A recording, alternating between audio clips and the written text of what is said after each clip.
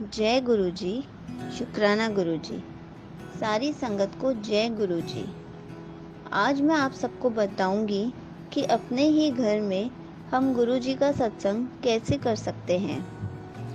गुरु जी का बहुत बड़ा सत्संग करने की ज़रूरत नहीं है।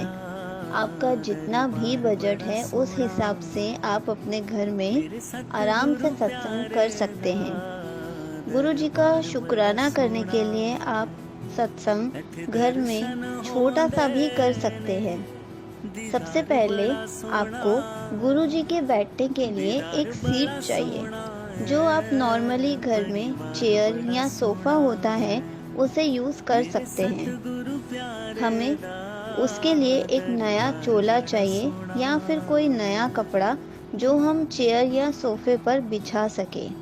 और उसके बाद साइड में 2 पिल्लो लगाने हैं ताकि वो अच्छे से और आराम से बैठ सके।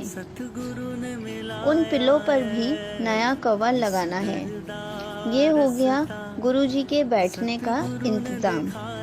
अब हमें गुरु जी के चरण के लिए एक गद्दी या एक स्टूल लगानी है जिस पर गुरु जी अपने चरण रखेंगे और उस पर भी हमें नया कपड़ा बिछाना है। हम गुरु जी को भोग लगाने के लिए नए बर्तन रखते हैं। जब भी हम उनका सत्संग करें तो वही बर्तन यूज़ करें।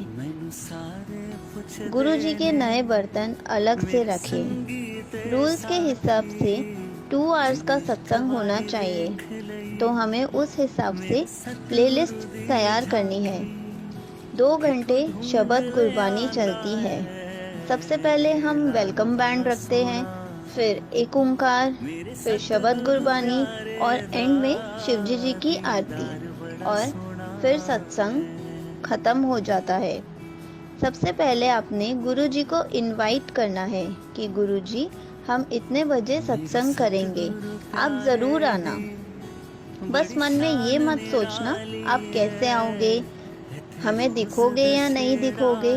बस विश्वास बनाए रखना, डाउट मत करना कि हमें क्यों नहीं दिख रहे हो। वो आपको बहुत अच्छे से दर्शन देंगे। स्टार्ट ऐसे करना कि आप जब गुरु जी का वेलकम करोगे तो माथा टेक कर गुरु जी के लिए जल प्रसाद रखोगे, जोत जलाओगे, सारी चीज़ें ढक कर रखोगे।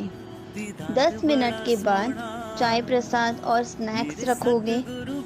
10 to 15 मिनट्स के बाद गुरु जी के पास रख कर आप वापस ले लो और वो प्रसाद बाकी सब प्रसाद में मिलाकर सबको दे दो।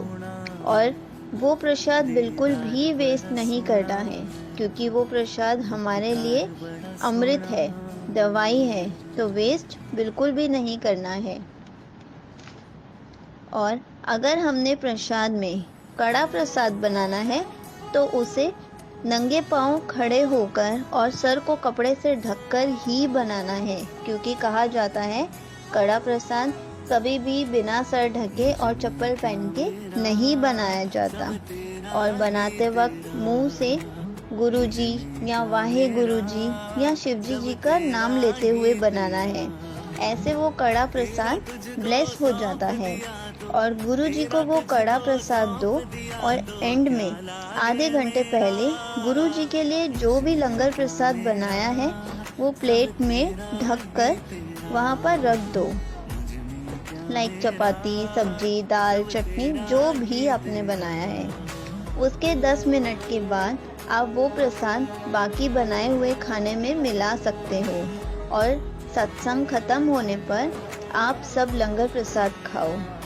पूरे सत्संग में आपस में बात नहीं करनी है, क्योंकि गुरुजी हमारे सामने हैं। गुरुजी की गद्दी को फ्लावर्स से भी सजा सकते हैं। गुरुजी के आगे 2 साइड टेबल लगाओ और गुरुजी की राइट साइड में प्रसाद रखो और लेफ्ट साइड में आप जो भी भगवान जी की मूर्ति रखना चाहते हो, जिनको आप बहुत ज़्यादा मानते हो, आप वो रख सकते हो।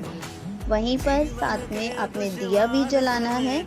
और ध्यान रहे, गुरु जी को जब भी फ्लावर्स लगाने हैं तो उनके चरण पर लगाने हैं, क्योंकि फूलों की माला हमेशा चरण पर ही लगाई जाती है। फ्रेम पर कहीं भी नहीं लगाई जाती।